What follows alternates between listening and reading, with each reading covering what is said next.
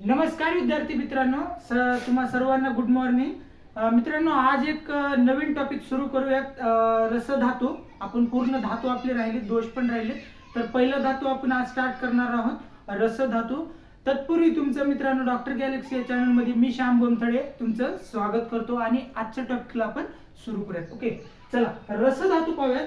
तर आता प्रत्येक धातूचा आपल्याला मित्रांनो, आता तुम्ही एक जर धातू पाहिलं ना, ह्या पॉइंट नुसार प्रत्येक आता जे राहिलेले 6 धातू आहेत ना, ते राहिलेले 6 पण धातू ह्या टॉपिक नुसारच आपण एक्सप्लेन करणार आहोत. ओके, तत्पूर्वी हा रसधातूचा आज पार्ट फर्स्ट आहे, पार्ट सेकंड उद्या अपलोड होईल, कारण एका ह्याच्यामध्ये धातू एक्सप्लेन करता होतं पण ते ना गडबडीमध्ये होतं. ओके, आता चलो रसधातू एक्सप्लेन करूया. ओके, आता त्याची मित्रांनो पहिला आहे व्याख्या, निरुक्ती व्याख्या काय म्हणते बघा. त्याची श्लोक लिहिलाय मित्रांनो बघा मी. तत्र रस गत धातु अहरह गच्छति इति रसः.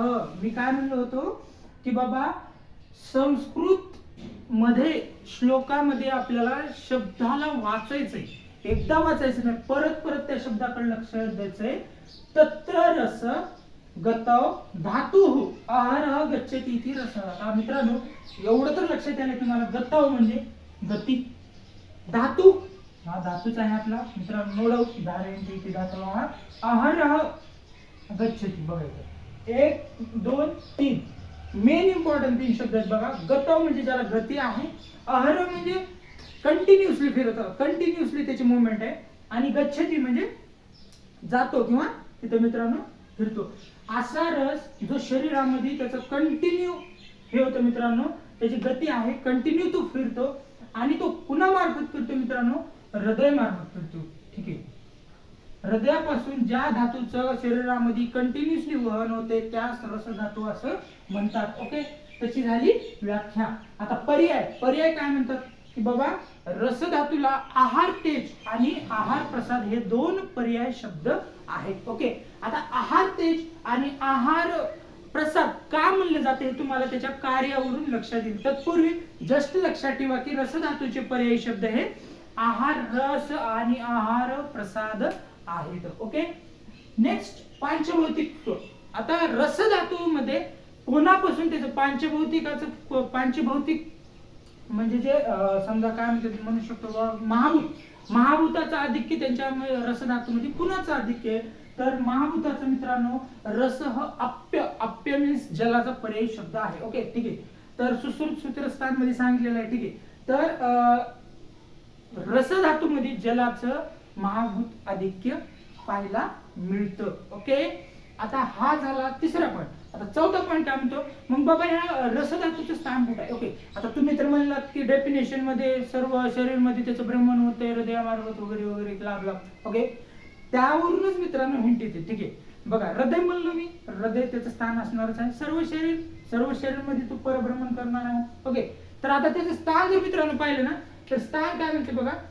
श्लोक वाचतो. रसवहनाम स्त्रोतसाम हृदयम मूलम दशच धमन्या. आता श्लोकावरून आपल्याला असं तर लक्षात येऊ लागेल की बाबा काय म्हणते की तुम्हाला स्त्रोत चालू मित्रांनो झाला नाही, स्त्रोत जेव्हा झाला ना तेव्हा हे पण पुन्हा हे या गोष्टी ना खूप सिंपल वाटायला लागतील. आता फर्स्ट टाइम शिकताना ना आपले धातू थोडं आपल्याला किचकट वाटू लागतात, त्याच्यामुळे जस्ट सिक्वेन्स पाठ करायचा. ओके, ठीक आहे. व्याख्या, त्याची निरुक्ती, त्याचे पर्याय, पंचभौतिक, पुन्हा स्थान, गुण, प्रमाण, कार्य, पुन्हा त्याचे फॉर्मेशन कसे होते आणि त्याची विकृती. ओके, ठीक आहे. तर आता बघा त्याचं स्थान काय म्हणतंय. स्थान मध्ये रसवहनाम स्त्रोतसाम हृदयम मूलम दशेच धमन्या. रसवहनाम स्त्रोतसाम हृदय, रसधातूचं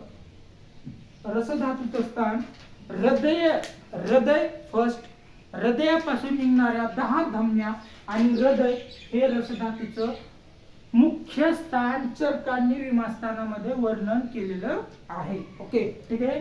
रसवहनाम स्त्रोतसाम हृदय मूलम दशेच धमन्या, हृदय आणि हृदयापासून निघणाऱ्या 10 धमन्या ह्या रसधातूचे स्थान म्हणलेले आहे. ओके, आता बघा पुढचा पॉइंट आहे गुण.